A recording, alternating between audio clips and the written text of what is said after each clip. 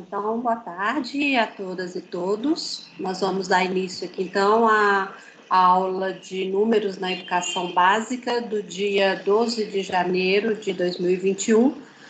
E vamos ter, então, a apresentação do primeiro seminário sobre cálculo mental. E aí eu passo, então, a palavra para o grupo se apresentar.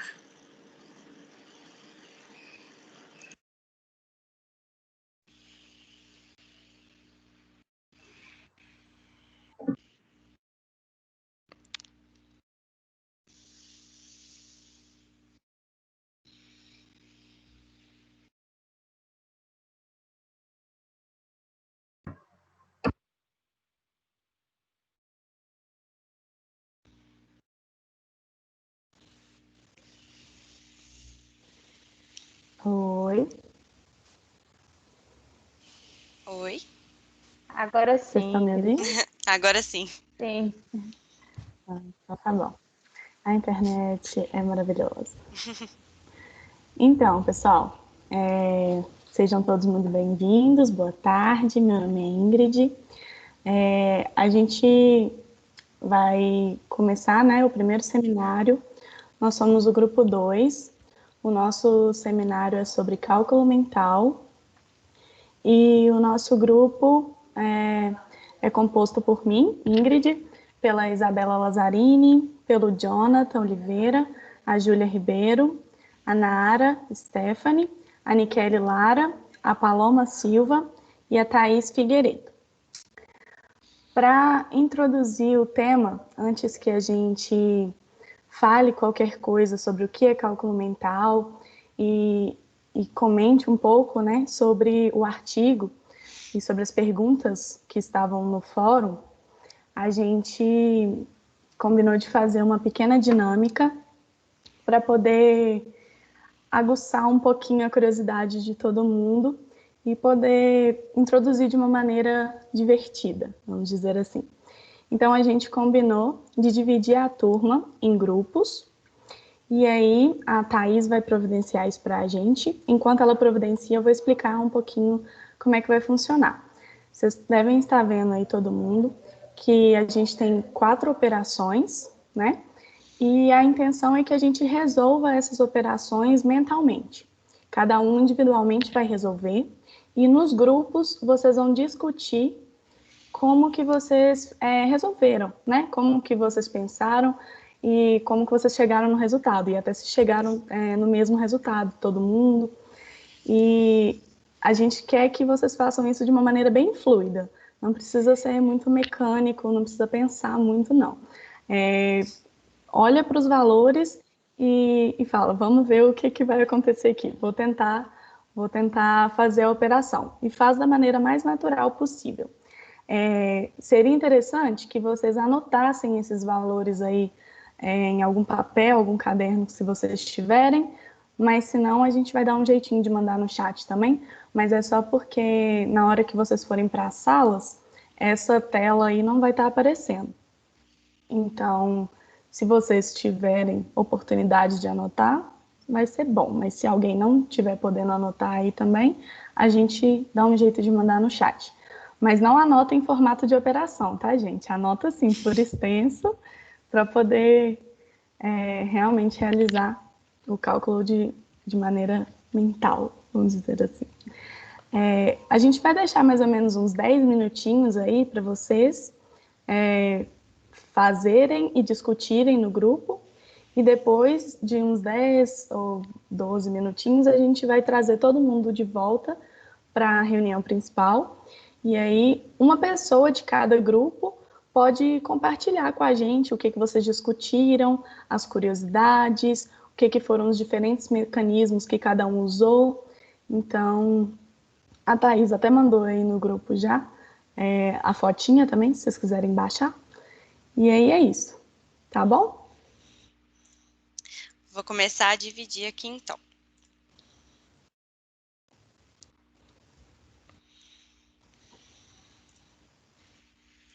Alguém tem alguma dúvida? Todo mundo pegou os valores aí direitinho?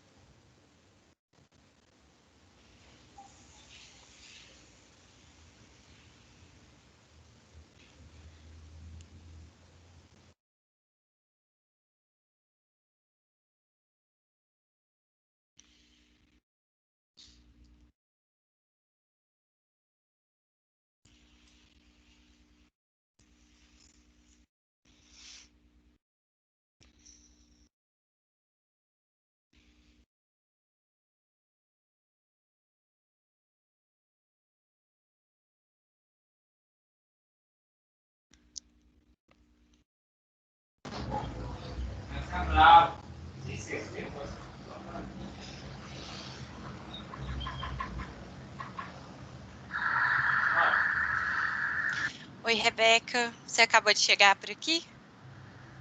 Eu não entendi nada.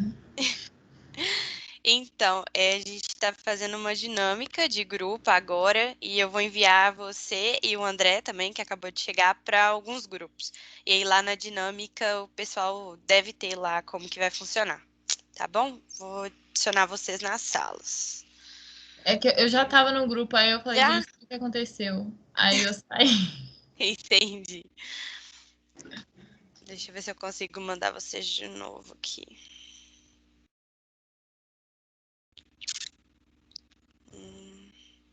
Mas eu acho que eu tava junto com o André Araújo.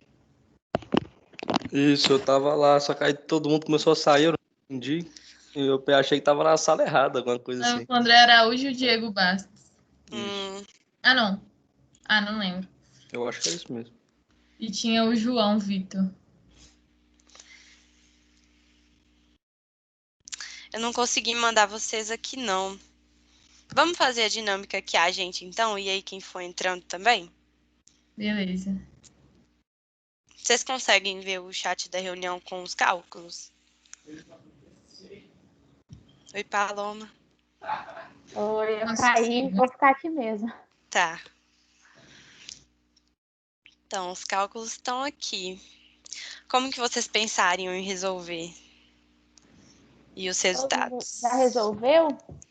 Não, acho que não. Acho que ninguém fez ainda.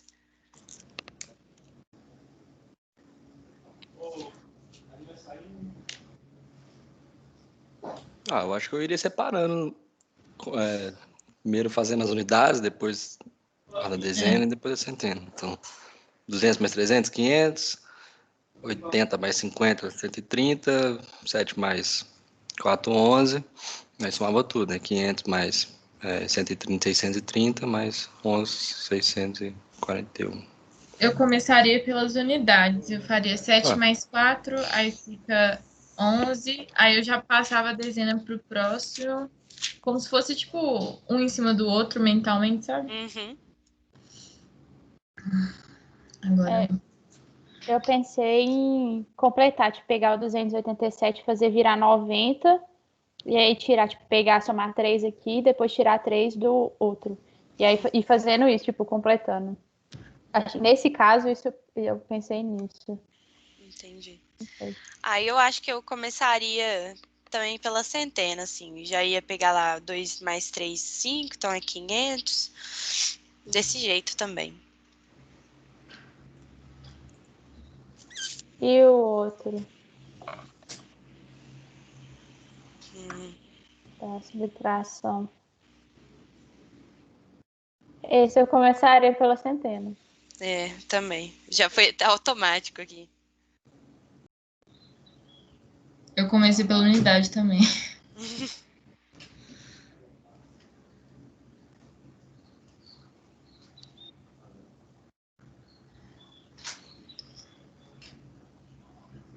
Pera, a gente tem o resultado da primeira? Todo mundo chegou na mesma coisa? Eu cheguei em 641. Eu também. Também. Na segunda eu acho que eu não sei como é que eu faço exatamente. Minha cabeça já vai na conta. Eu já, tipo, eu acho que eu começo no do meio ali. Eu vejo a dezena ali, vejo assim, ia ter que ser 6 ou 7. E aí pelo primeiro eu já não no segundo, mas talvez eu faria o 350 menos 280. E aí depois eu ajustava com a unidade. O 350 menos 280, eu já vejo que é 70, só que aí eu ajusto com a unidade. Uhum.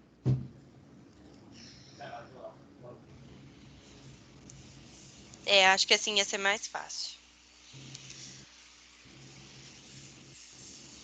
Concordo. E qual resultado vocês chegaram? 67. Eu também. Isso, também. Isso. Por exemplo, o que eu tinha pensado era 350 menos 280 dava 70. Aí o de cima eu somava 4, depois eu tirava 7. Aí... Isso. E o da multiplicação, 15 vezes 28.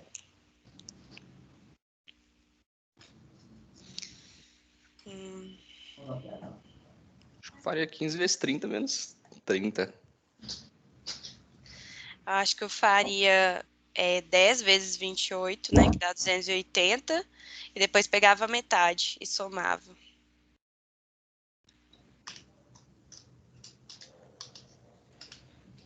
Eu também pensei no 15 vezes 30. E depois tiro. 15 vezes. Isso, depois tiro 30. Eu não sei. Porque parece que pra mim eu tô tentando fazer tudo, tipo, da forma que continha mesmo, né? No papel. A 1 eu fiz assim, a 2 eu fiz assim. Só que a 3 é muito maior, né? Muito mais difícil. Aí eu não sei se eu tô sendo influenciada por vocês. Tô pensando direito. Não sei. Acho que eu faria no papel. Eu não faria de cabeça. Eu preciso confessar que eu também faria no papel, mas fui eu que decidi as continhas. Então eu fiz a conta antes. E aí, como eu fiz, eu pensei em outros métodos. Mas eu também faria no papel. Isso aqui, sem chance de cabeça. Então eu faria, tipo, 10 vezes 28. E aí, 5 vezes 28. Faria contando, assim. 28 mais 28, mais 28 mais 28, mais 28. Eu acho que esse jeito, ele fica mais fácil, porque a gente pode pensar assim, ó. 10 vezes 28, né? Que vai dar os 280. E depois, tipo assim, como 5, né? A metade de 10, a gente pega a metade. Então, a metade de 280 vai dar 140. Aí a gente soma. E a última? A divisão. Nossa, a última eu não sei nem por onde começar. Essa aí eu pensei... Eu não sei se foi roubando. Eu pensei, 21. Se eu multiplicar por 3, 63. Então, multiplica por 10, 630. Aí sobrou 42, então... Mais 2 vezes, né? Então... Não, daria 32, talvez. Você fez 21 chegar no 672, né? Isso, eu fui multiplicando até. Mas faz todo sentido, né? Eu começaria pela dezena e unidade, assim. Aí eu dividiria 72 por 21. Aí eu ficaria somando na minha cabeça até chegar em 72. E aí o que sobrar, eu conseguiria visualizar melhor quanto que ficaria 21. Para chegar em 672. Quanto é que fica? Vamos lá. 72. Deixa eu ver. Vai ser vezes 3, né? 63. Aí 72 menos 9. Aí vai ficar 609. Nossa, não, aí complica. O que eu fiz foi, tipo assim, 21 eu sei que é múltiplo de 3, né? Aí eu conferi se o outro era múltiplo de 3 também, tipo, meio que fatorei. Aí depois eu tive que dividir mesmo, porque sobrou 7, aí eu dividi por 7 normal. Entendi. Eu acho que é isso, né? Acho que sim.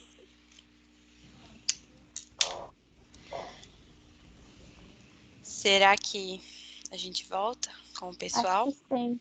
Ou dá mais um tempinho? Aí? Pelo que eu tô vendo aqui, eu acho que pode voltar. Parece que o pessoal tá de boa. Vou voltar, então. Deu 10 minutos, né? Deu. A Ingrid tá pedindo pra esperar um pouco. Ixi, agora já vai todo mundo voltar.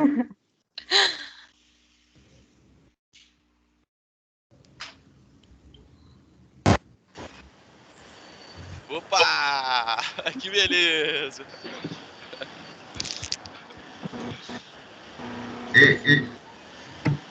Fomos pegos de surpresa. Pode continuar seu discurso, João, tá tudo bem. Ai, gente, eu não sabia do tempo. O grupo tava no meio da explicação. Eu fui quicado. Gente, pode continuar a explicação, uai. Nossa. Meu Deus. Depois eu quero que vocês me ensinem a fazer essa divisão. A Jussara vai tirar a ponta de vocês. É bem fácil, Sara. Depois a gente te explica. Não, quem vai dar nota para a turma hoje é o grupo. Muito legal. Muito Então, bom. pessoal, vocês querem comentar? Vocês querem continuar a discussão de onde estava? Alguém aí que estava falando e talvez foi cortado no meio do Eu acho que foi o discurso? Joãozinho tava falando assim, né? Pá! Não, tá tranquilo. Era só resumir a estratégia que eu fiz na multiplicação. Pode dividir com a gente. Isso aí. Quando tem um múltiplo de 5, né, envolvido, é sempre mais fácil. E eu até fiz diferente aqui, eu fiz 15 vezes 30 menos 2, né, ao invés de 28. E aí fica 450 menos 30, 420. Uhum. Também fiz por esse método também. Eu tinha pensado de duas formas diferentes. A primeira era fazer 5 vezes 28, né? E aí depois fazia 3 vezes o valor encontrado, que era 140. E chegava nos 420 também. Eu fiz por outro. Eu fiz primeiro 10 vezes 28, é 280, e aí como 5 é metade de 10, ainda faltam 5, é mais 140, que aí deu o resultado 420. E o que vocês acharam das outras operações, da adição, da subtração, da divisão? A divisão eu não fiz até agora. A divisão engraçada, ela é sempre mais difícil de fazer. Eu descobri que eu sou incapaz de fazer divisão sem pensar no método convencional. Eu acho que eu também. No método convencional, só que de cabeça. Eu vi a divisão. Do Euclides até hoje. Quando tem uma divisão assim, pô, a gente fica meio apreensivo de dar número decimal, né? Divisão eu tento pensar no ponto divisor cabe dentro que você quer dividir. Aí aqui 21 vezes 10 dá 210. Então 210 vezes 3 dá 630. Então já cabe 30 vezes. Aí falta 42, então vai caber mais 2 vezes. Ainda é 32. Isso eu faço desde criança. Minha mãe me passou esse macete.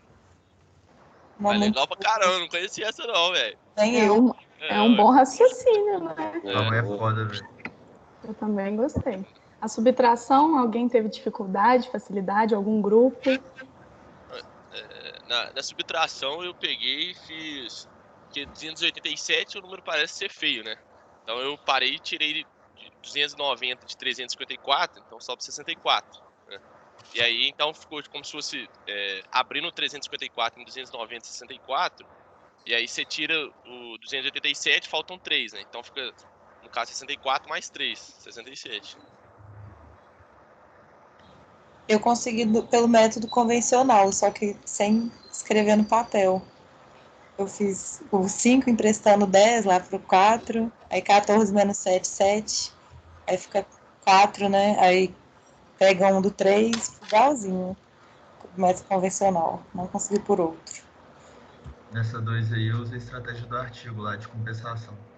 Eu somei 13 no 287, aí foi 300, aí eu subtraí de 354 e depois eu tirei de volta os 13 que eu tinha somado inicialmente.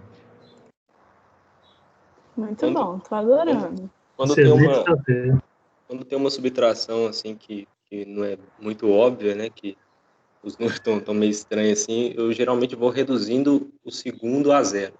Então, por exemplo, tem 354 de um lado e 287 do outro. Aí eu tiro 200 dos dois. Aí fica 154 menos 87. Depois eu tiro 80 dos dois. Depois eu tiro 7 dos dois. Aí assim, a parte da direita vai ficar 0, eu já achei do outro lado. Alguém comentou aqui no chat que 672 é múltiplo de 3, que é primo entre si com 7. Divide por 7 mentalmente e depois por 3. É porque por 3 tem aquela regra, né? Que todo mundo, quando você soma os algarismos, você vê que é um múltiplo de 3, então você consegue descobrir rápido que o número é múltiplo de 3, né? É uma coisa que facilita um pouco. Você sabe como que justifica essa regra aí que o João Vitor Pires falou, gente? Para detectar divisores de 3?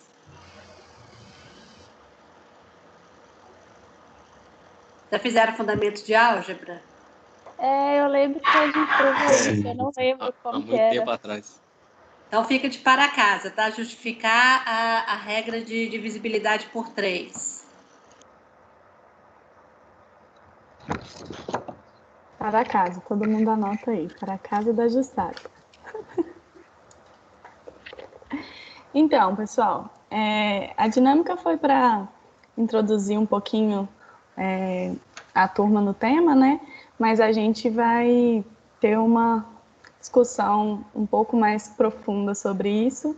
E então a gente vai falar um pouquinho mais sobre conceito de cálculo mental de agora para frente.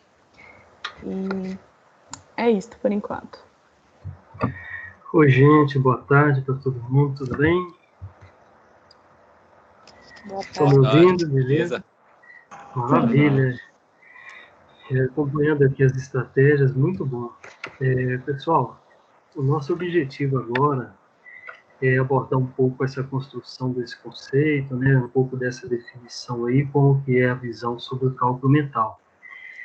E para a gente também abordar, começar a falar esse assunto, provavelmente dito, nós colocamos aqui uma charge que era muito interessante e que dá uma deixa muito legal para a gente começar a falar do assunto também. Olha só que interessante. Nós temos aqui, pode ser 2 amigos, né? E um pergunta para o outro assim, olha, a matemática não serve para nada, né? Aí o outro pergunta, e quantas vezes você usou a matemática? Deixa eu calcular aqui. Aí observa bem que, nesse caso, um dos amigos está lá, pensando em quantas vezes ele usou a matemática. É importante isso, ele está usando a mente para fazer isso, né? E observa que ele está tendo um auxílio ali dos dedos, né? Está usando ali os dedos como uma espécie de recurso auxiliar para poder começar a contar. Então, com essa charge, a gente vai ver que essa situação aqui que ela está abordando, ela vai entrelaçar aí o que nós chamamos aí de uma fundamentação muito importante para a construção do conceito do que deveria ser, né, o cálculo mental e as suas aplicações, né? Pode passar para o próximo? Então, pessoal, olha só que interessante. Construindo o conceito. Por que a gente colocou, né, esse tema nesse título, Construindo o Conceito? Porque eu li o artigo que a gente estava levando como base, que é a fundamentação teórica e reflexão sobre o cálculo mental, a gente viu que as autoras, né, a Couto Nunes, ela congregou nesse artigo aí, na parte de definição, alguns pontos importantes, alguns pareceres importantes de vários autores, pesquisadores, que contribuíram com a sua definição, cada um com a sua definição, contribuindo para que a gente pudesse construir essa ideia, esse conceito que envolve o cálculo mental. Aqui na demonstração, no nosso slide, está aí para vocês o exemplo do Parr. O Parr, ele traz, assim, um conceito que, para ele, o cálculo mental viria a ser, né? Ele está dizendo aqui nesse conceito que nada mais é do que um conjunto de análises que estão sendo desenvolvidas, são articulados mentalmente, né? Que não precisa necessariamente de um algoritmo pré-estabelecido e que esses resultados, eles podem ser aproximados ou exatos. Isso seria a definição que que Parr traz para a gente, né? A gente vai ver, ao longo dessa exposição, desses pareceres, que, além dessa definição que Parr contribui aqui, existem outras que também são importantes de outros pesquisadores, que vai nos auxiliar na compreensão do que deveria ser esse cálculo mental. A próxima, pode passar, isto. A próxima definição, pessoal, muito interessante também, que nós tiramos ela aqui da Enciclopédia Luso Brasileira, que para a enciclopédia, cálculo mental poderia ser esse conjunto de operações aritméticas feitas de memória.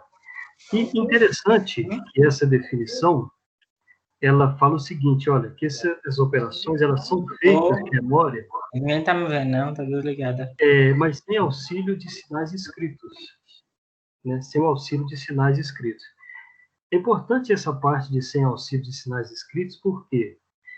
Porque a gente vai ver que algumas definições, algumas vertentes que se trata do cálculo mental, ela leva em conta que o cálculo mental, ele pode ser realizado, de certa forma, com o auxílio desses sinais escritos, ou seja, do lápis e do papel, e para outros autores e pesquisadores, o cálculo mental seria o que nós chamamos daquele cálculo feito, né, mentalmente, sem o auxílio desses recursos intermediários.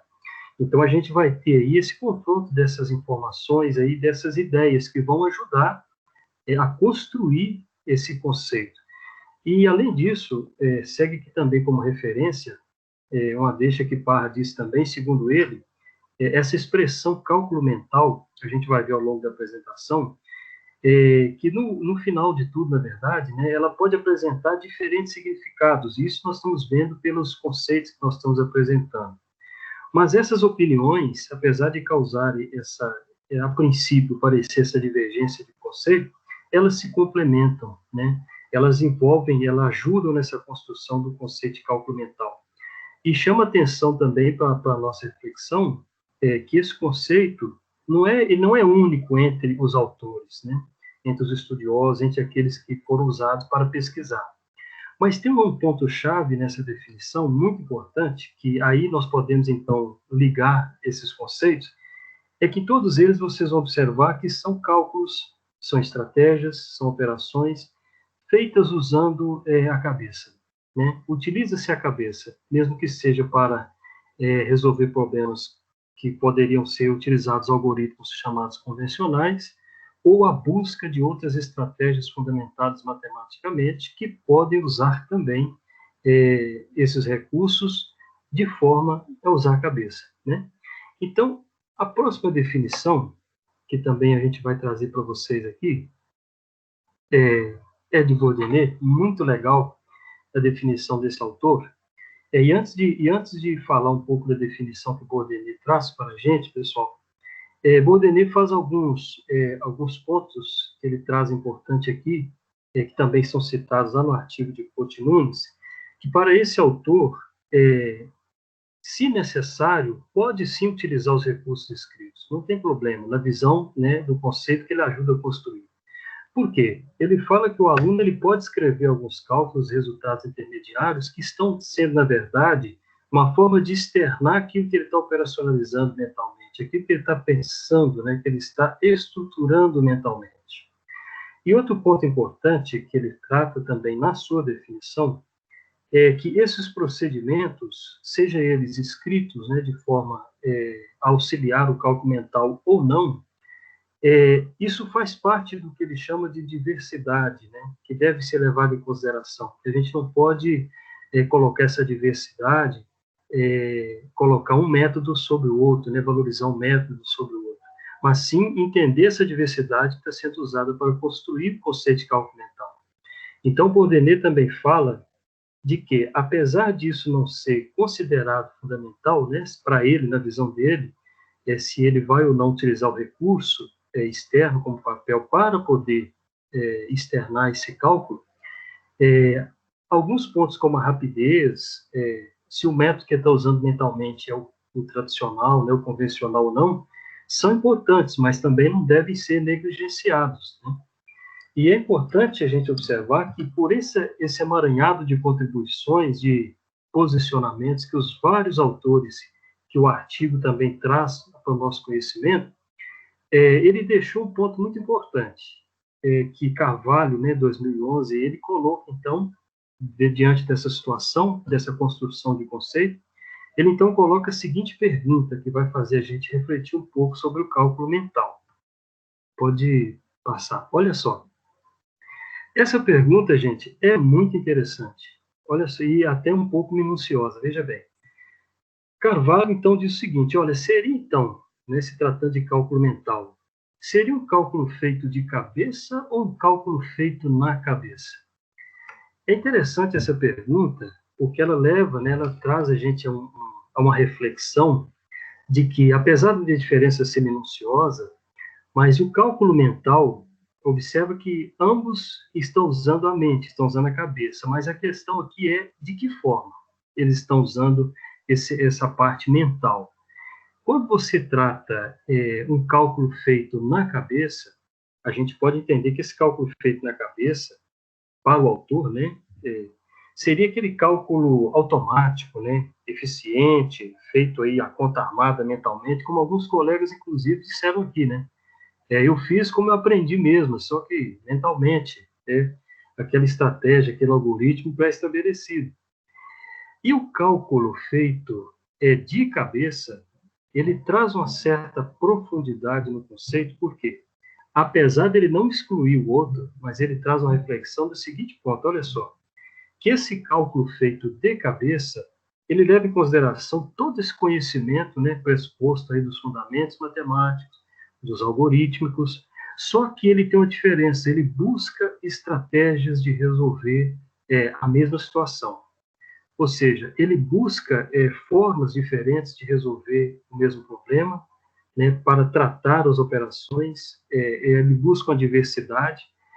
E um ponto interessante também nesse ponto, pessoal, é que o cálculo mental feito de cabeça, que é essa parte, que é uma parte reflexiva, né, é uma parte estratégica, onde a pessoa, né, nós, alunos ou professores, ele também traz um pressuposto que para você fazer esse cálculo, você precisa ter um conhecimento fundamentado, né? Porque uma coisa é você pegar e fazer um algoritmo, assim, de uma forma rápida, eficiente, de cabeça, né? Você praticamente executou o que a calculadora faria, vamos assim dizer. Outra coisa é você pensar, tá, tudo bem, mas quais são as possíveis formas? Porque alguns colegas disseram, né? Aqui na nossa dinâmica, nós tivemos aqui, principalmente no grupo que eu estava fazendo parte, o colega disse, olha, eu acho que isso aqui pode ser feito assim, por causa desse motivo. Então, isso é pensar no cálculo, isso é buscar essa estratégia. Isso, de certa forma, é você usar o seu conhecimento, a sua criatividade, aguçar o pensamento, estimular o pensamento crítico matemático, né? O seu raciocínio lógico dedutivo. Então, essa pergunta que Carvalho faz, pessoal, muito interessante, inclusive ela é citada aí também no artigo, né, de Couto Nunes, e que ela tem alguma deixa importante, porque Carvalho, depois de ter dito isso, ele fala o seguinte, olha, ele cita um outro autor, que a gente chama de Tato, né, que ele fala o seguinte, olha, ele enfatiza que o cálculo escrito efetuado de memória seria uma forma de cálculo mental adaptado. Quando o autor ele fala isso, né, e Carvalho cita ele, tá, em 1969, ele dá uma certa sensação de que o cálculo mental ele tem espaço para congregar isso. E ele fala assim, na opinião dele, né, aqui no depoimento, é que esse cálculo mental, o cálculo escrito, ele nada mais é do que uma forma de externar aquilo que você pensou, o seu raciocínio cognitivo. Então, ele traz essa afirmativa muito legal. E é interessante que, na construção desse conceito no artigo, né, Parra também, ele diz o seguinte, essas vertentes que a gente está falando aqui, né, que um autor defende, inclusive alguns meios, por que não dizer oficiais, né, como a nossa base, né, da educação brasileira, nossos documentos oficiais, a Base Nacional Comum Curricular, alguns desses documentos trazem essa definição, né? Existe essa forma de pensar o cálculo mental. Mas o Parra disse uma coisa muito interessante, também citada no artigo por Couto Nunes, que fala que essas vertentes, elas são, na verdade, complementam, elas se relacionam uma com a outra. A forma de pensar, de estruturar, por que elas se relacionam, né? Porque, de certa forma, elas vão produzir o que nós chamamos de um encadeamento das operações elementares, seja mentalmente, ou então, de certa forma, você usa a mente para pensar a forma de fazer o cálculo. Uns de forma mais criativa do que os outros, né? Pode passar, por favor, próximo. Isto, ok. Então, pessoal, o que nós estávamos dizendo aqui, nós colocamos aqui para vocês essa questão, né, do cálculo feito de cabeça, o cálculo feito na cabeça. É importante ter isso em mente, porque isso vai servir de diretriz para que a gente possa estudar o cálculo mental mais aprofundado, né? Não de forma a excluir um método ou outro, não de forma de selecionar ou falar que uma forma está errada e a outra está certa, mas sim de construir esse conceito que, de certa forma, possa congregar esses tipos de raciocínio, essas estratégias, né, de manipular as operações do conhecimento numérico e poder, sim, fazer, de certa forma, a matemática, né, mais bela, vamos assim dizer. Beleza, pessoal? E agora nós vamos passar para os nossos colegas, eles vão também falar um pouco sobre os pilares do cálculo aí. É muito importante que faz parte aí da nossa abordagem sobre o cálculo mental, as competências. Mas eu acho que antes até da gente falar dessas competências, seria interessante a gente conversar um pouquinho sobre esse conceito de cálculo mental. Estava até dando uma olhada antes no fórum sobre as respostas sobre a questão 1, e eu vi que muita gente tinha pensamentos diferentes sobre o que era cálculo mental, e depois do texto teve outra opinião. Então, eu acho que a gente queria ouvir algumas pessoas, quais foram as diferenças que vocês perceberam, o que vocês achavam que era, o que vocês acham que é agora, o que vocês pensaram? Se vocês quiserem levantar a mão, a gente pode organizar aqui a discussão. Muito interessante, pessoal. Queremos ouvir vocês.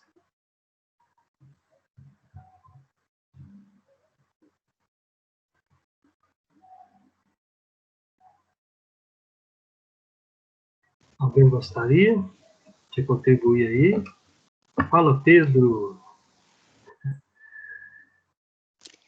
Pode falar. Oi, gente. Boa tarde. Boa tarde. Então, na verdade, assim, eu até coloquei lá no fórum, eu acho que a maior choque, assim, né, que para mim não entraria seria usar lápis e papel, porque, na verdade, na minha cabeça, cálculo mental seria cálculo mental, assim, não usaria de maneira alguma lápis e papel, e assim, se usasse, não estaria sendo mental, assim, na minha cabeça, antes de ler o artigo, né?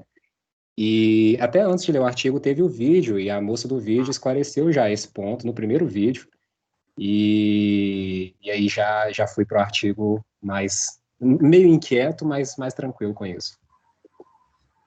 Muito bem, Pedro, bacana. Obrigado aí pela contribuição. Então, só comentando um pouquinho, Pedro, que você disse aí, né, brilhantou mais ainda o nosso trabalho. Isso é interessante, né? São vertentes da definição dos cálculos mentais, né? Ô, professora, fique à vontade. Eu só queria pegar uma brecha aí na fala do Pedro para lembrar da importância da gente, professor de matemática, ter contato com essas discussões teóricas para exatamente fazer essa limpeza de concepções, né? Essa limpeza, né? Eu vi também lá no fórum várias pessoas que eu pensava que era assim, mas na hora que eu li o artigo vi que é diferente, e a gente nem precisa acreditar que o que as autoras trazem para a gente é a verdade absoluta, né? A gente pode encontrar outros autores que vão pensar de uma forma diferente, né?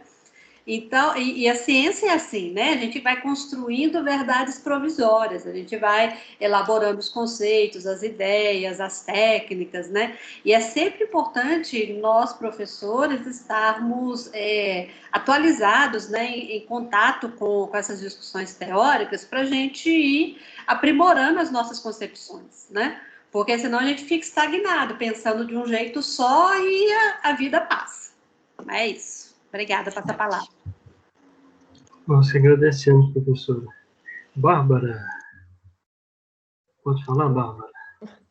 Então, antes eu também achava que o cálculo mental era mais isso, né, acho que a base define, que é só você fazer o cálculo de cabeça, mas aí lendo o texto, eu tendi a concordar com as autoras e com os autores que elas colocaram, que o cálculo mental pode ser uma coisa além disso, né?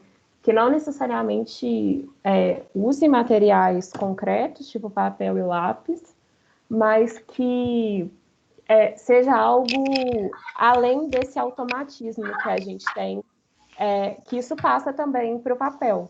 Porque, por exemplo, quando eu faço sei lá, 6 dividido por 3, é muito no automático, não é algo muito pensado, assim, de nossa, eu tenho 6 coisas, aí eu vou dividir para, sei lá, tenho 6 balas dividindo para 3 pessoas e isso é um resultado. Não, eu acho que é muito automático, assim, é uma calculadora. E pelo que eu entendi de cálculo mental, é algo pensado. Então, é isso, assim, eu acho que mudou minha concepção nesse sentido. É verdade, Bárbara. Muito obrigado. É uma coisa, a gente pode entender como sendo uma criatividade, de certa forma, né, de manusear, depende desse conhecimento numérico, operativo, né? E Andra, pode falar? Oi, gente, boa tarde. Então, eu tinha mais ou menos o mesmo pensamento que a Bárbara, porque eu acreditava que se você não tivesse meio que uma bagagem daquele cálculo, você não iria conseguir fazê-lo. Por exemplo, se não tivesse claro na sua cabeça que 3 mais 8 é igual a 15, você não iria. Oh, desculpa, gente, que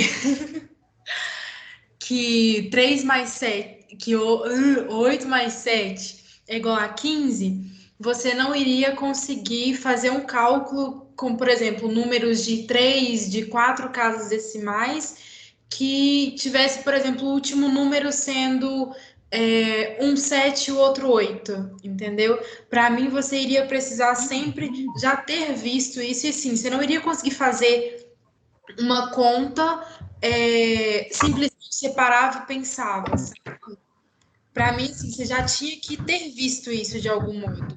Que se você nunca tivesse feito, sei lá, 12 vezes 5, você não iria conseguir fazer uma conta assim, porque são números teoricamente pequenos, né? E aí, vendo o texto, eu percebi que o cálculo mental não é você já ter a bagagem, é você meio que construir essa bagagem. Porque eu vou parar e vou pensar, tá, eu posso fazer 12 vezes 5, mas qual que é um jeito mais fácil de eu fazer 12 vezes 5? Ah, eu posso fazer 6 vezes 2 vezes 5, que aí eu consigo fazer mais fácil.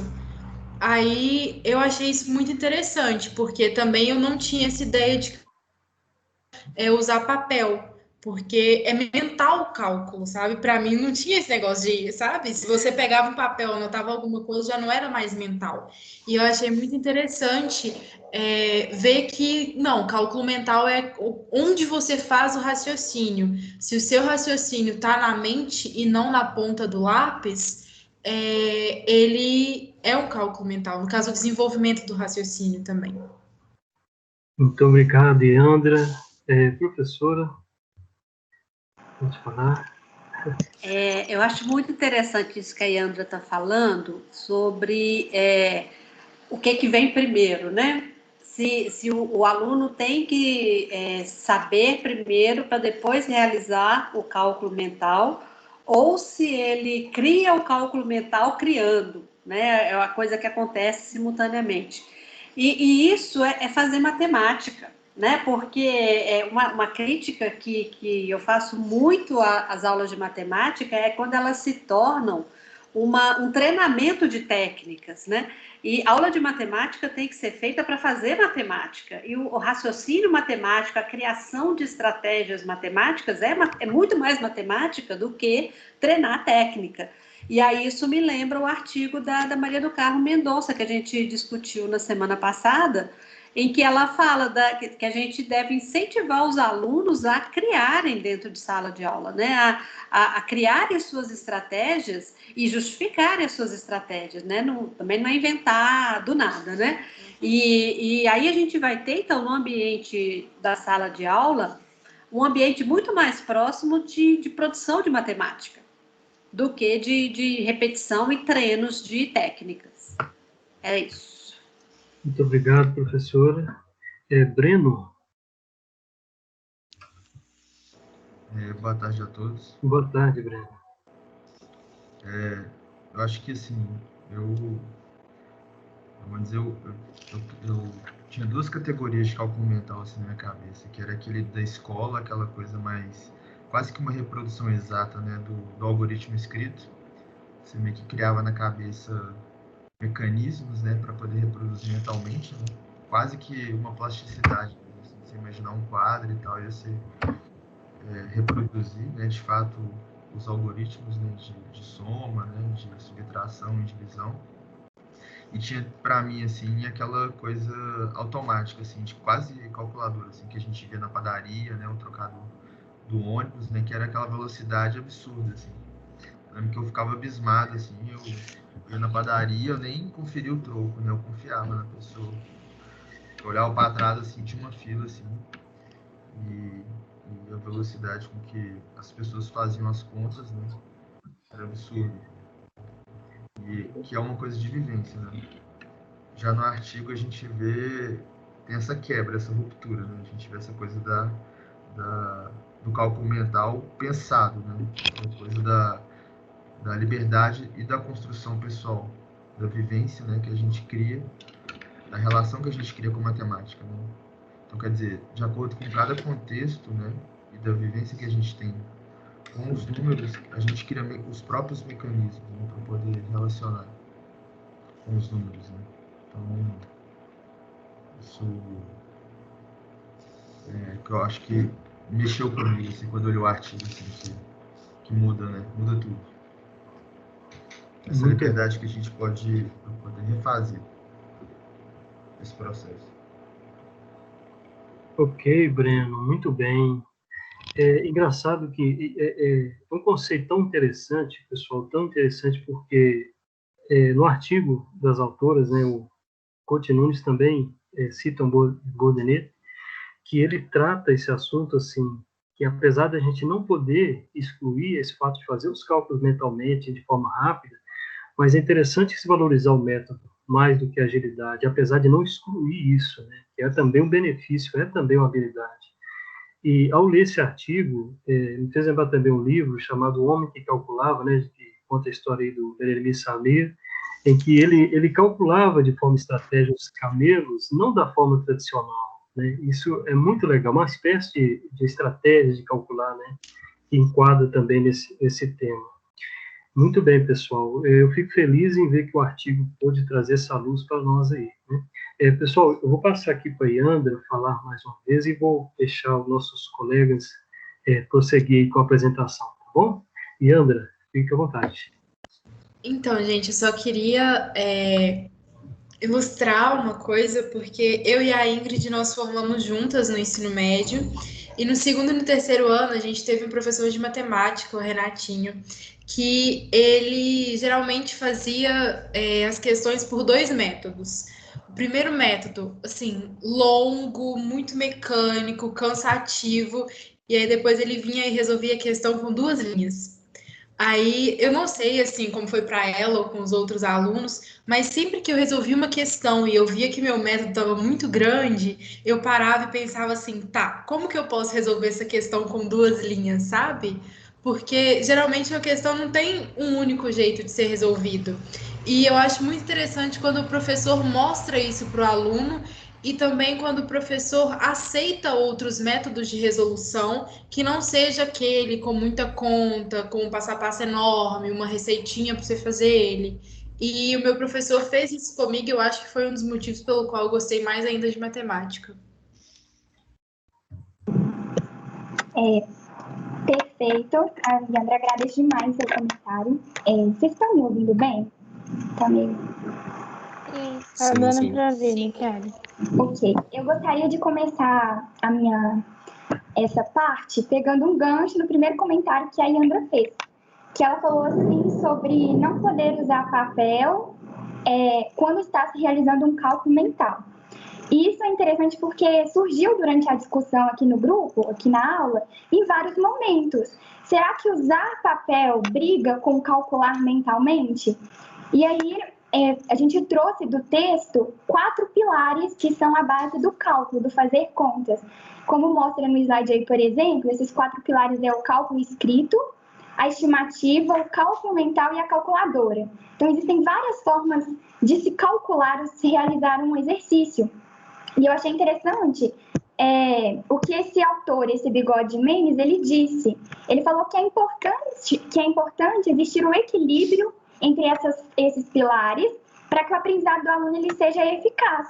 Então, esses pilares eles precisam conversar entre si. E aí tem até a ilustração de uma mesa, está no artigo também, que se dessas pernas dessa mesa ela for maior do que a outra, ela não vai se manter em pé. Então, a mesma coisa a gente pode levar para a sala de aula. E aí uma discussão que eu gostaria de estabelecer no próximo slide é sobre: existe uma relação entre cálculo mental e os outros 3 pilares? Ou seja, eu consigo relacionar cálculo mental com fazer estimativas, com usar papel, com calculadora? Será que é possível? Eles são totalmente separados, como em alguns momentos da nossa vida a gente pensou em que lápis e papel brigaria com fazer cálculo de cabeça. Alguém tem alguma coisa a mais para comentar? Por exemplo, comentaram sobre cálculo mental e o lápis, mas e sobre os outros? Alguém gostaria de comentar alguma coisa?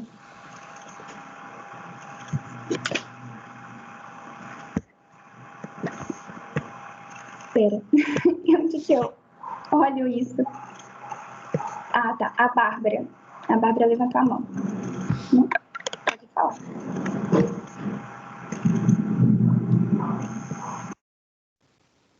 Eu? Acho que foi a Yandra que levantou, não foi não? Eu não levantei, não. Ah, tudo bem. Então, se alguém tem algo a comentar sobre esse assunto?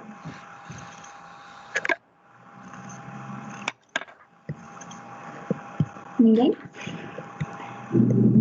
Então eu posso comentar. Ok. Obrigada. Bom, o artigo coloca essas relações entre esses 4 pilares aí, né? O cálculo mental, o cálculo escrito, a estimativa e a calculadora.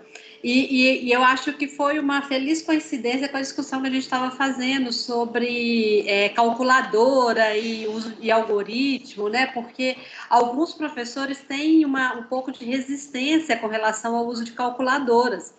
E é bacana esse artigo vincular essas coisas, porque eu incluiria, inclusive, computadores, internet. A gente não pensa em silêncio isolado, né? A gente pensa com um monte de coisa. Se vocês me virem aqui agora, eu tenho aqui do meu lado calculadora no celular, lápis, papel, 2 computadores e os livros e um monte de coisa. Então, eu não sou um ser isolado que penso sozinha, né? Eu preciso disso tudo aqui, é um ser humano estendido, né? A Jussara é a mesa dela com isso tudo aqui ajudando ela a raciocinar. E aí, eu sugiro muita leitura do livro Informática e Educação Matemática, da coleção Tendências em Educação Matemática, em que eles falam, eu acho que eu já sugeri esse livro aí, os autores, Borba e Penteado, falam das mídias, né, os seres humanos, o conhecimento é construído por seres humanos junto com mídias, né? Não é o ser humano isolado, em silêncio, pensando com ele mesmo, né? Então, a gente é isso tudo junto, está tudo relacionado, a gente usa isso tudo para pensar. É isso aí. Muito, muito interessante esse ponto, porque dentro da escola a gente tem a tendência de colocar as coisas em caixinhas. E aí ver a ligação entre elas é uma coisa que existem várias dificuldades dentro de sala de aula para se fazer, mas ainda assim é uma coisa difícil, porém de suma importância, porque a gente precisa saber relacionar as coisas. Afinal, o mundo é tudo junto, né? E uma das outras coisas que sobre esse tema é interessante de falar, que falou no artigo, é que é interessante que os alunos eles desenvolvam diferentes estratégias para obter os seus resultados. E essas estratégias elas vão permear esses 4 pilares, elas não vão ficar engessadas em apenas um. Até porque ensinar o aluno apenas o cálculo escrito, formal, como se aquilo ali sempre fosse o único certo, vai fazer com que ele não consiga desenvolver as próprias habilidades na hora de resolver um exercício, ou de pensar um caminho alternativo. Então, assim, é ensinar matemática e raciocínio lógico. Uma outra coisa, acho que era isso. Sobre agora a questão do professor, Como que o professor, então, ele pode fazer isso? A Thaís vai falar um pouquinho para a gente. Assim, na verdade, eu queria ver a percepção de vocês, né? Depois que a gente já passou pela definição, a gente já viu essa questão da relação que, até mesmo na discussão que a gente fez anteriormente, né? De não separar o mental do cálculo escrito, ou seja, a gente consegue relacionar os dois. A gente pode usar a escrita para anotar cálculos intermediários, enfim. O que vocês acham, então, que está aí com o lugar do professor, né? A autora mesmo, ela cita que a gente já vê várias atividades propostas em livros didáticos de cálculo mental, mas a gente depende do professor, né? Então, para colocar isso em sala, porque ele é o principal agente dentro de sala.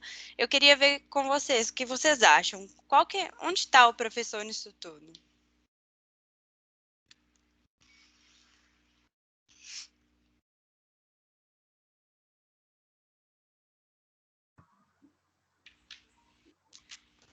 Eu acho que o professor está escondido, viu? Ninguém quer falar. Eu levantei a mão agora, pediu para falar aqui. Pode falar, Bárbara. Eu acho que o professor, ele tá nesse papel de levar isso para a sala mesmo, né? Mas, assim, eu também fico refletindo no professor que não teve a oportunidade de ter esse debate que a gente está tendo. Porque provavelmente se eu não tivesse esse debate agora nessa disciplina, eu ficaria com a mesma ideia que eu tinha de cálculo mental antes. Então, eu acho que, assim, obviamente é papel do professor, mas colocar todo esse peso em cima dele, às vezes, é um pouco demais, assim, porque eu acho que tem professor que não conhece isso mesmo, e os que conhecem, eu acho que esses devem, sim, levar para a sala de aula a discussão. Eu acho muito importante isso que a Bárbara colocou, porque é claro que depende do professor, porque ele é o agente ali em sala de aula, né? Mas se a gente for parar para apreciar as dificuldades, né, que se apresentam para o professor levar isso para dentro de sala de aula, uma delas é essa questão que a Bárbara comentou, é a preparação. Será que ele tem a preparação para isso? Será que ele discutiu esses temas? Será que ele conhece exercícios que vão aguçar o interesse do aluno? Que vão mostrar para o aluno, né, quais são as vantagens dele usar esse tipo de cálculo, acho que é muito importante. Tem mais alguém para falar? Não consigo ver as mãozinhas. A próxima pessoa aqui é o Pedro Henrique Oliveira. Fala, Pedro. Oi, gente. Pedro Lima. Não, tranquilo. Aqui, então, assim, isso que acho que a Bárbara falou é sensacional. E eu fico até pensando assim, será que quando a gente se formar, for para a sala, será não, com certeza, vão vir novas tendências, novas coisas, e a gente tendo essa capacidade de se capacitar sempre, se preparar sempre, estar buscando coisas novas. E eu queria comentar só uma coisa antes de acabar, é que talvez o professor em sala de aula ele possa aproveitar uma brecha que é a seguinte: o cálculo mental em sala, a criança que faz esse cálculo mental em sala, geralmente ela é estigmatizada, assim, em torno dela cria uma áurea de gênio. Então, talvez o professor consiga aproveitar essa brecha para usar isso a seu favor, assim, com a sala toda, como um todo. Ótimo isso. Vamos ver agora o que a Yandra tem para falar para a gente. Então, gente, tá passando um caminhão agora, então relevem. Eu acredito que, assim, a maioria dos professores utilizam, na verdade, aceitam esse método convencional que a gente tem, porque é mais fácil de corrigir. Porque imagina, você tem uma turma com 40 alunos, tem que corrigir prova, tem que corrigir exercício, é muita coisa. Então, se eu usar um método assim, que já é uma caixinha, que já é aquele jeito de se resolver, é mais fácil para o professor. Mas aí também o professor tem que pesar a questão de o aluno não necessariamente vai pensar do mesmo jeito que ele. Então, eu acho que sim, tem que estar aberto para aceitar um raciocínio que seja diferente, mas também que seja matematicamente aceito, né, que esteja correto. E também essa questão de fazer, por exemplo, um cálculo mental, você não sabe como que o aluno pensou e você não sabe se aquilo que o aluno pensou está correto. Então, acho que você tem que trabalhar isso fora de avaliações. E eu também acho muito complicada essa questão de ter muitos alunos em sala, porque ela te limita a um método de correção monótono e metódico, porque é o que você pode fazer. Por exemplo, um professor que trabalha de manhã e de tarde, com várias turmas, sabe? É muito complicado para isso. E assim, todo mundo sabe que salário de professor, a maioria não é grandes coisas. Então, realmente, precisa trabalhar muito e aí tem muita coisa para ser feita. E sobre a questão que falaram antes, né, que a Bárbara comentou, que o Pedro comentou, eu acredito que um professor ele tem que estar sempre tentando se atualizar das coisas que estão vindo. Porque realmente a gente é privilegiado por poder estudar sobre cálculo mental, aprender sobre cálculo mental, mas os professores que não tiveram, eu acredito que assim, eles precisam estar sempre se atualizando desses métodos. E a gente também vai ter que continuar estudando, porque não é porque você está dando aula que você vai parar de estudar. Então, até porque se você continua estudando, você consegue melhorar a qualidade da sua aula. Então, assim, esse é o meu ponto de vista. Acho que a gente tem que estar sempre estudando. E também o que dificulta o nosso trabalho é a questão da quantidade de alunos em sala, resumindo o que eu queria falar. João Vitor de França, pode falar. Então, eu concordo bastante com o que a Yandra trouxe para a gente, e essa questão da abertura do diálogo, né, ao diálogo, acho que é um papel do professor, assim, enorme. Não adianta, eu vejo assim, né, não adianta só uma formação de professores, é necessário uma abertura também a essa formação, né, colocar em práticas. Eu vejo que a matemática é uma resistência, né, os alunos têm uma resistência com relação a falar matemática, tratar da matemática, conversar com o professor acerca da matemática. Então, nesse momento, né, de abertura do aluno para com essas novas formas de pensar, né, principalmente a questão do cálculo mental, a abertura do professor é um passo, assim, enorme, porque pode abrir duas situações, né? O aluno nunca mais argumentar, né? Nunca mais pensar de uma maneira diferente, pensar matemática de uma maneira diferente, e aquilo pode trazer uma resistência, né, para o aluno futuramente mesmo, no pensar matemática. Então, vejo, assim, essa questão do professor se abrir a esse diálogo, principalmente nesse primeiro contato, né, do aluno com pensar mentalmente. Eu acho também. E assim, não só, né, como a Yandra falou, a quantidade de alunos em sala, tem diversas dificuldades. Por exemplo, o professor tem diversos conteúdos para dar, né? Ele tem aquele tempo ali para dar. Será que ele vai conseguir encaixar isso de alguma forma nesse espaço? Por exemplo, o texto traz, né, que a gente não tem esse incentivo, assim, para o 8º ano, para o 9º ano, de trazer esse cálculo mental. Isso não está ali no roteiro, né? Então, será que a gente consegue trazer isso também para dentro de sala de aula? Ali no ensino médio, você tá todo mundo ali, né? O conteúdo é todo voltado para as provas finais, né? Para o Enem, enfim. Será que a gente conseguiria espaço para encaixar esse tipo de discussão, né, de trazer isso para o aluno? Eu acho que são diversas dificuldades que tem, né, mas concordo que o professor, ele é o agente ali, então vai depender mais dele de levar essa discussão, mas são diversas dificuldades, então a gente tem que pensar e balancear isso muito bem. Agora, acho que a Jussara queria comentar. Obrigada.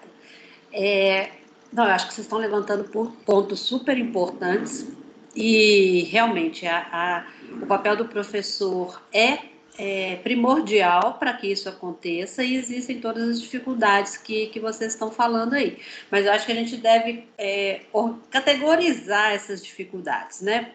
Por exemplo, essa questão do salário, das condições de trabalho, do grande número de alunos, etc., essa parte mais do trabalho do professor, eu acho que são questões políticas que nós todos temos que lutar por condições melhores, reivindicar junto a direções, junto a secretarias, fazer protestos, etc., que isso é a nossa luta de vida, né? Nós temos que fazer isso.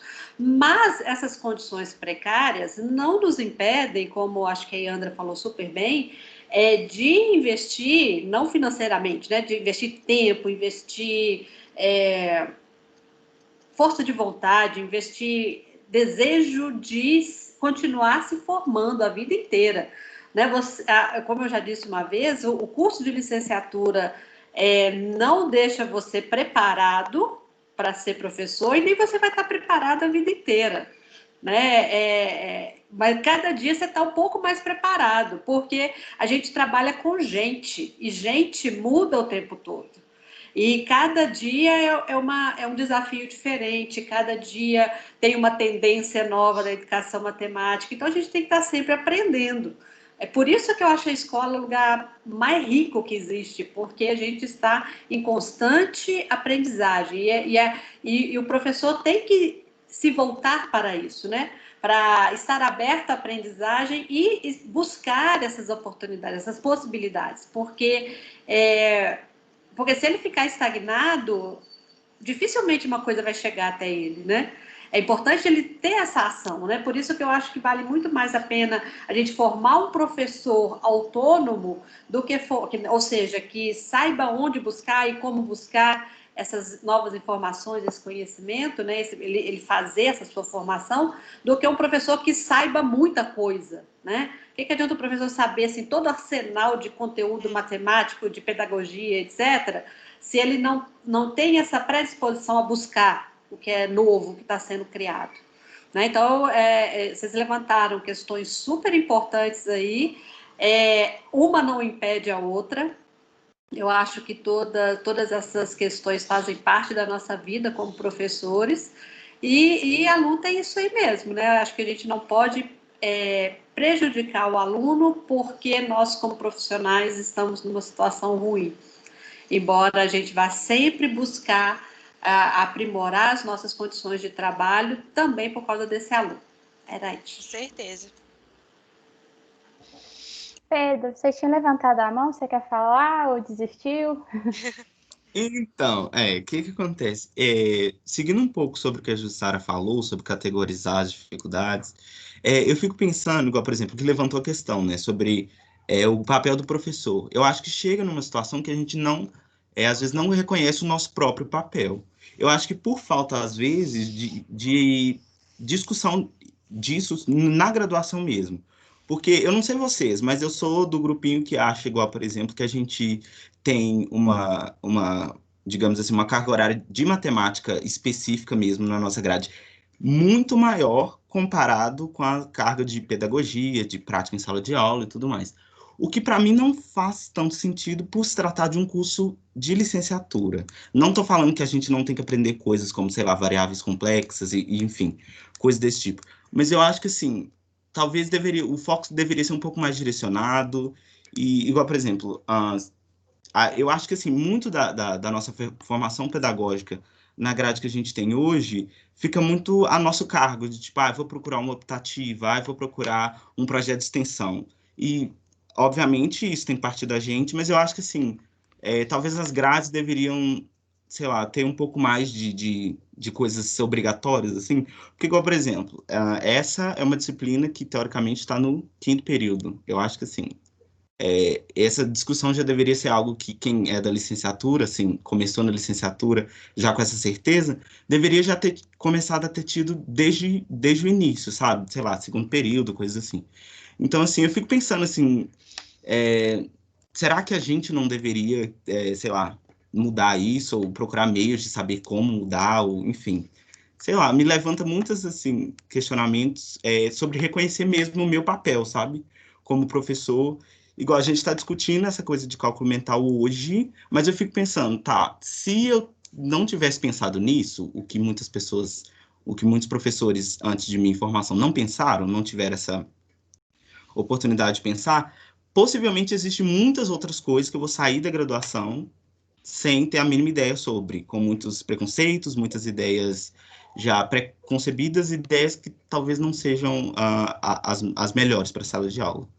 E, enfim, era só mais um desabafo mesmo.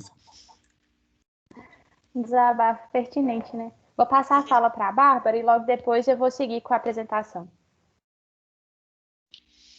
Então, eu concordo muito, muito, muito com o Pedro. Assim, eu acho que a gente tem um problema muito sério, estrutural no curso, que impede a gente desses diálogos, sabe? E é isso, tipo assim, a gente tem uma carga horária muito focada para a matemática pura e aplicada, e para a educação matemática a gente tem o quê? 4 matérias. Então, eu acho que isso fica, obviamente, faz parte da nossa formação, isso fica muito a cargo da gente, só que eu vejo pessoas de outros cursos, ou até de outras faculdades que fazem educação matemática, que, assim, tem um ensino muito mais direcionado para a área de atuação delas.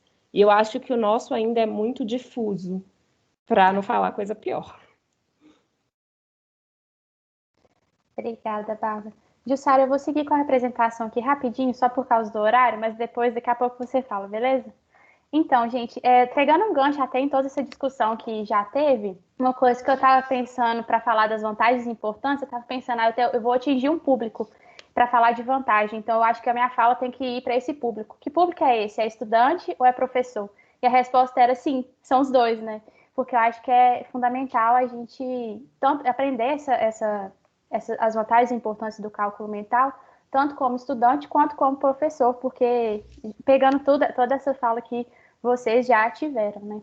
Então, pensando um pouco nas vantagens e importância, tem as vantagens mais claras e óbvias, né, de rapidez e agilidade no desenvolvimento do cálculo, elaboração das técnicas operatórias e um aumento do conhecimento no campo numérico, e mais do que só ter resultados corretos ou não, porque isso a calculadora faz, né?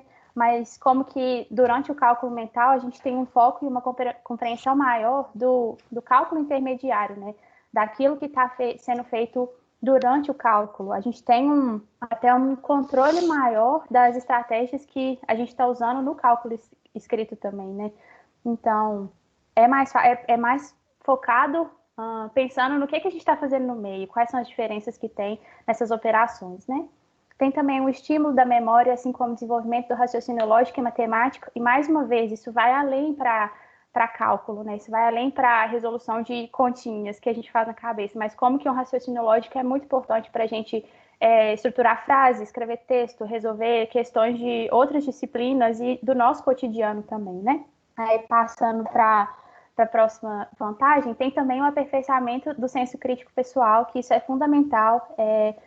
A gente tem vivido, isso é fundamental desde sempre, e eu acho que ainda mais hoje que a gente tem vivido num mundo com muita informação, com muita fake news, é fundamental a gente saber analisar e interpretar os dados que a gente está recebendo, gráfico que a gente recebe, então, e a gente vive também num mundo que tem essa ideologia da certeza, que a gente já discutiu um pouco, como que um dado matemático, um símbolo, né, um número, às vezes tem mais valor do que a interpretação dele, então é muito importante a gente ter o nosso senso crítico desenvolvido também, como que o cálculo mental é fundamental para isso, né? Também é importante para antecipar e avaliar resultados de forma aproximada. O cálculo mental é a área da matemática que o brasileiro mais usa em seu cotidiano. A gente está o tempo inteiro fazendo contas e aproximações, não só mentalmente, mas com calculadora, com papel. Então, é importante para isso também. E como a gente já percebeu, tanto na dinâmica, até pelo exemplo que a Yanda deu do professor mostrar outras diferentes maneiras de resolver uma conta, é importante também para perceber vários caminhos diferentes na resolução de problema e para a gente, através do senso crítico, analisar qual que é o melhor, qual que tem o melhor custo-benefício, qual que é o mais longo, qual que é o mais curto. Então, é bom para a gente ver o que a gente tem, quais opções a gente vai escolher, né? Então, eu acho que isso é importante tanto para o aluno, quanto para o professor, quanto para qualquer pessoa que está vivendo, né? A gente sempre está usando essa estratégia e é bom ser desenvolvida desde cedo, né? Desde o ensino básico, como fala no texto.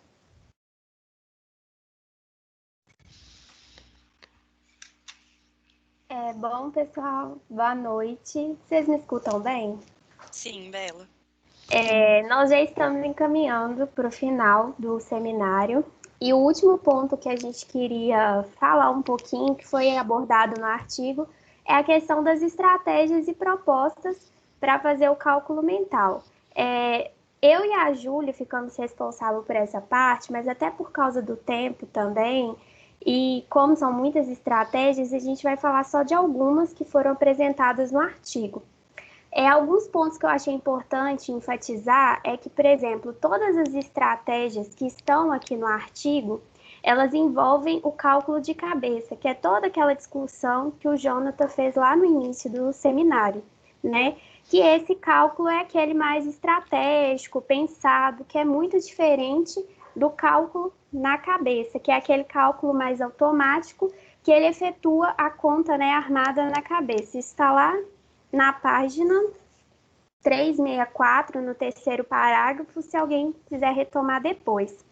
Outra coisa que eu achei muito legal no artigo, que eu queria enfatizar, é a questão da propriedade das operações, que é outra vantagem muito legal que o cálculo mental traz para a gente, porque a gente sabe que essas propriedades, elas se perdem, né, ao longo do ensino. Às vezes a gente ensina, mas o aluno ele não compreende muito bem. Então, o cálculo mental, de acordo com o Ponte, Branco e Matos, né, ele consegue, através do cálculo, identificar as propriedades e a sua generalização desde os primeiros anos de escolaridade. Então, isso vai ser importantíssimo para a construção daquela base de algébrica do aluno, assim. Esse era outro ponto que eu queria falar.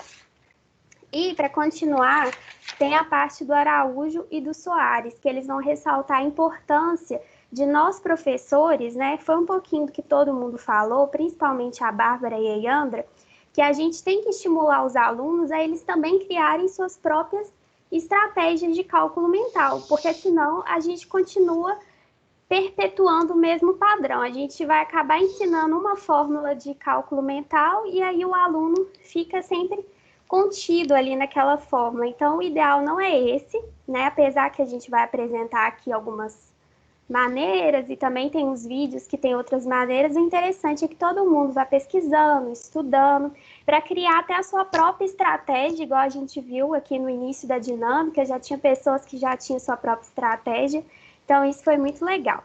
Pode passar. Bom, como nós vamos falar um pouquinho das continhas, eu vou falar bem rapidinho da adição. Esse foi o primeiro exemplo que eu peguei do artigo, né, que ele fala como a gente desenvolver essa primeira adição já numa estratégia de cálculo mental. Se a gente perceber aqui, ele simplesmente fez uma decomposição decimal e utilizou a propriedade da associação. Então, eu não vou falar muito sobre isso, porque vocês podem pesquisar isso no próprio artigo. E o da subtração, já teve até alguém que usou isso no início da dinâmica, que é a questão do arredondar, que pode ajudar a facilitar a conta. Então, na subtração, ele arredondou a parte do minuendo, né? E depois a gente tem que... Eu nem lembrava desses termos, gente. Achei muito legal no artigo que eu pude relembrar esses termozinhos, essas palavras dos fatores.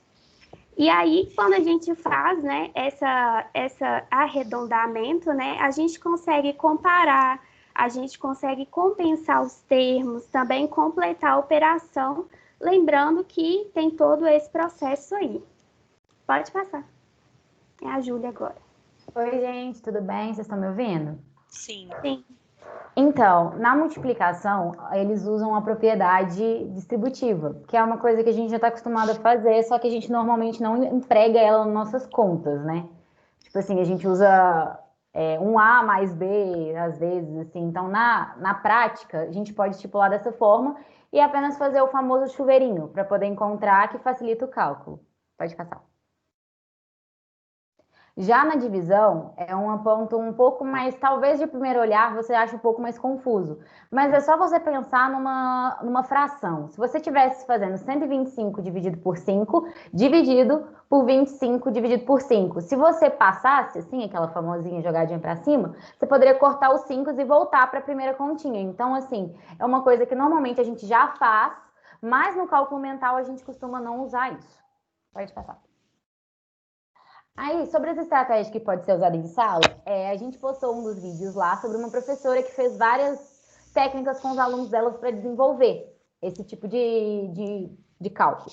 E aí, vocês como professores podem usar isso em sala, mas aí que a gente colocou alguns exemplos de como trabalhar isso com o aluno. Esse exemplo que está lá no artigo, de você fazer a análise de maior ou igual para as coisas, para as sominhas, né? Aí, nesse caso, não pode voltar. Aí, por exemplo, se você olhar ali no primeiro, a gente sabe que se a gente tirar 2 do 45, vai chegar no 43, soma no 38, ficou igual, entendeu? Porque fica 40 mais 43. Então, esse tipo de raciocínio é o que você tem que acabar desenvolvendo no aluno, é o que você tem que buscar. Pode passar. Nesse caso, também é uma coisa muito interessante, porque acaba que facilita o raciocínio do aluno nesse sentido. Porque se você pegar, por exemplo, 213 e somar com 147, o seu objetivo é chegar na soma, só que não chegar literalmente na soma, você vê qual que é o intervalo que ela está. Você pode pensar exatamente nas dezenas, nas centenas, nas dezenas e na unidade. Por quê? Se eu estou somando 213 com 147, eu sei que tem um 200 mais 100, então eu já sei mais ou menos onde que ele vai. A única coisa que eu tenho que ver é que se a parte da dezena vai passar, vai ter que somar 1. Então, a gente consegue fazer esse tipo de análise e isso é bom desenvolver no aluno. Pode passar. Nesse caso, ele é uma coisa que vai juntar muito mais pontos. Por quê? Por exemplo, no exemplo... Desculpa, gente, é que eu anotei, eu tenho que ver qual que eu estou falando. Por exemplo, na 3. Não, na 3 não, desculpa. Na última, né? Na 6. Foi? Na última ali, na 6. Se você pegasse 4.500 dividido por 15, daria 300. Como 4.519 dividido por 15 dá 31? Esse tipo de raciocínio são erros comuns de aluno, né? Às vezes, na hora que está fazendo a continha, esquece uma das unidades, né? Uma das casas. Mas se você mostrar para o aluno esse tipo de coisa, vira um raciocínio lógico, que também pode ser usado em outros âmbitos também, que você pensar, não, eu estou fazendo essa divisão, tem que dar um número maior que esse. Então, e aí é fácil, por exemplo, igual o próprio artigo explica.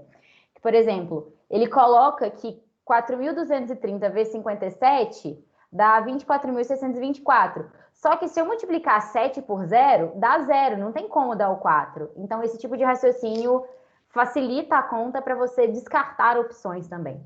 Pode passar. E aí eu coloquei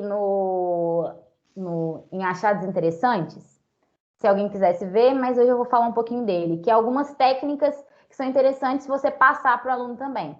Tem um método de Singapura, que ele é ensinado desde quando o aluno é criança, né, para poder começar a desenvolver o cálculo mental desde sempre, que é usando esse chamado number bonds, que é tipo assim, você tem que pensar que um número, ele pode ter uma parte e outra. Por exemplo, o 10, ele pode ser 5 e 5, 6 e 4, o 8 pode ser 4 e 4 e 3 e 5. Esse tipo de coisa facilita muito mais o cálculo. Pode passar.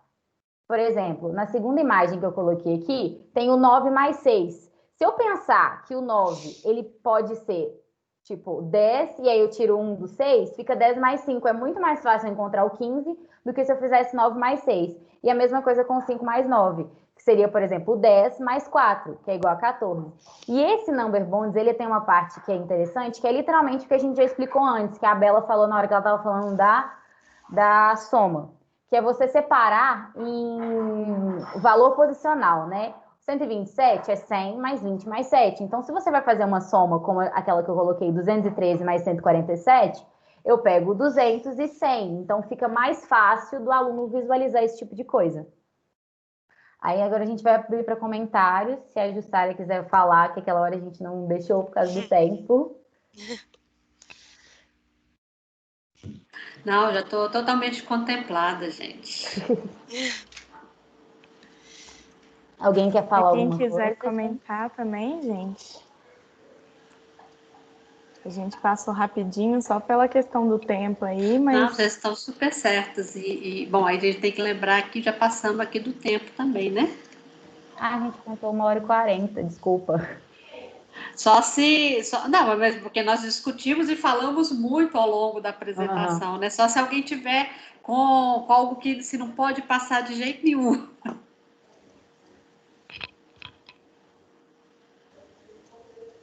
Ninguém quer comentar mais nada, pessoal? Acho que o João Vitor está com a mão levantada. João? Não, parece que não tá, não. Oi? Acho que a mão dele deve estar travada também. Tem algumas mãozinhas que estão travadas.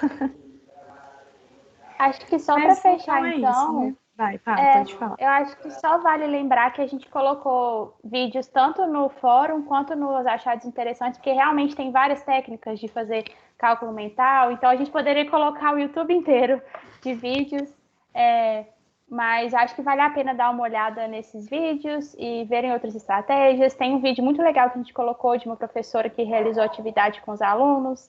Então, acho que vale a pena dar uma olhada nos vídeos. E a gente está respondendo no fórum também. Acho que é interessante a gente continuar essa conversa também. Também tem um vídeo sobre o Japão, uma moça que explica uma técnica japonesa. Ele é um pouco curto, mas vale a pena você ver e se interessar, pesquisar mais um pouco sobre o assunto para ver. Porque, pelo que eu vi, é muito maravilhoso. Ela fez cada conta que eu fiquei, gente... Aí eu acho que é isso, gente. O seminário, e a disciplina como um todo, ela dá uma pequena amostra e aí para vocês ficarem curiosos e buscarem mais naquela vibe de professor pesquisador, o tempo todo buscando a sua formação. Exatamente. A gente queria pelo menos passar um pouquinho do que a gente pesquisou, mas... É só um princípio, né? A ponta do iceberg, que dá para a gente fazer muitas pesquisas em cima disso e adquirir mais conhecimentos, continuando essa discussão. Então, o grupo, acho que eu vou falar em nome do grupo aqui, a gente agradece a participação de todo mundo, a gente ficou muito feliz que todo mundo, né, discutiu com a gente e a gente espera que vocês tenham gostado. E é isso, o nosso seminário de hoje, mas a gente pode continuar essa discussão lá no Moodle, estamos super abertos a conversar mais sobre isso. É isso. Bacana, gente. Muito, muito obrigada, vocês estão de parabéns. E agora a gente continua lá. Beijo, tchau. Daqui a pouco eu também tenho, daqui a pouco, aula de 19 horas. Quem quiser participar lá é muito bem-vindo, tá? Tá todo mundo nos dois grupos agora. Beijo para vocês, até mais. Beijo, gente, até mais. Tchau, Tchau, gente. Falou. Obrigada. Falou, gente. Muito obrigado.